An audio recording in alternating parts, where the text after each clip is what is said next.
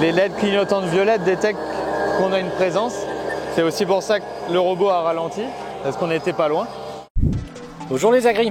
Aujourd'hui je suis à l'agrocampus de la Germinière où a lieu une démonstration de tracteur autonome.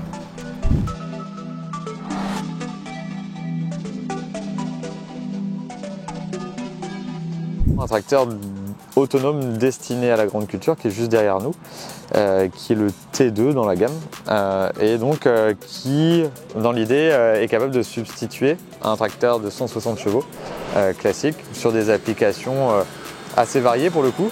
Nous on est parti ici sur une application de travail du sol.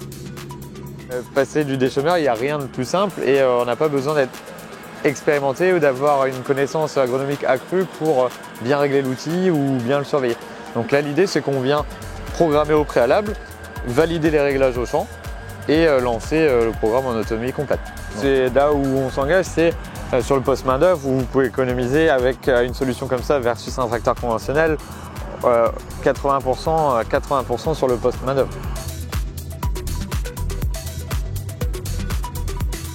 On l'emmène sur le chantier dans la parcelle qu'on a déjà préétablie et la solution est capable de se débrouiller toute seule. Et bien sûr en surveillance permanente sur son smartphone, sur une application dédiée qui va permettre de savoir où on en est dans le travail, mais aussi nous alerter s'il y avait un dysfonctionnement quelconque, un risque de collision ou autre chose. Avec le smartphone, on peut être à faire autre chose à la ferme à 1 km ou à 5 ou 10, il n'y aura pas de souci particulier. Mais c'est à ramener avec le principe du robot de traite.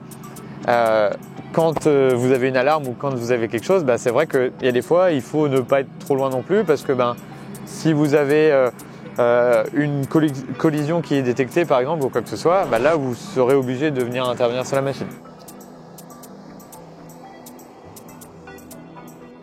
On travaille autour de personnes parce qu'on a une démonstration publique. On voit que la machine ralentit quand elle aperçoit un groupe de personnes ou qu'elle aperçoit du mouvement par sécurité. Pour autant, vous voyez qu'elle ne s'arrête pas et qu'elle continue son cycle. Si jamais vous avez un choc, on voit qu'il y a un bumper devant avec des capteurs. Si là, derrière, quand il passe, je me mets devant et j'attends que le bumper me rentre dedans ou percute autre chose, là par contre, là c'est un risque majeur détecté, là vous aurez une alerte et vous serez obligé de venir voir ce qui se passe, contrôler et c'est reparti. Déjà on a un guidage RTK et satellitaire, donc qui fonctionne en binôme, donc savoir que l'un va prendre le relais de l'autre si jamais ça ne colle pas. On a de la télémétrie en permanence forcément, on sait ce qui se passe en temps réel sur la machine. Et pour ce qui est de la surveillance sécuritaire, donc il y a 4 volets très exactement. Donc il y a le bumper avant qui est une sécurité mécanique qui est vraiment qui va outrepasser tout. Si vraiment on a un choc là, c'est arrêt immédiat.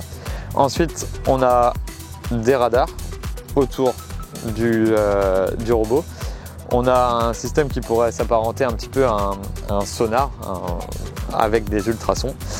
Et dernier point, on a ce qu'on appelle un lidar qui est une sorte de caméra 3D qui est capable de détecter ce qui va se passer autour et en fonction de la dangerosité va faire ralentir ou arrêter la machine. Et en plus de ça, on a deux caméras 180 degrés qui permettent en temps réel de savoir ce qui va se passer.